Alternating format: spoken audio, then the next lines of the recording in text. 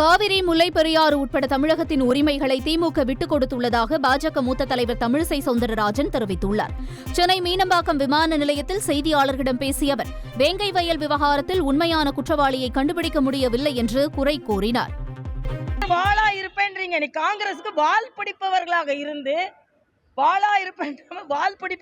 இருந்து கச்சத்தீவை தாரை வார்த்தீர்கள் அன்று.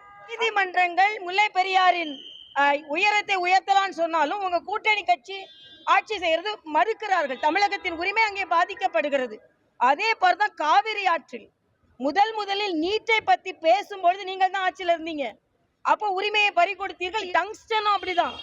முதல்ல நீங்க உரிமையை பறி கொடுத்து விட்டு அப்புறம் நாங்க உரிமையை பெற்று தருகிறோம். ஹைட்ரோ கார்பனும் அப்படிதான். அதனால திராவிட முன்னேற்ற கழகம் தமிழகத்தின் உரிமை ஒவ்வொன்றையாக விட்டு கொடுத்து அவர்கள் இன்று கையாலாகத்தனத்தோடு நின்று கொண்டிருக்கிறார்கள். ஒரு வேங்கை வயலில் உண்மையான குற்றவாளிகளை கண்டுபிடிக்க முடியவில்லை. செய்திகளை உடனுக்குடன் தெரிந்து கொள்ள உடனே சப்ஸ்கிரைப் பண்ணுங்க.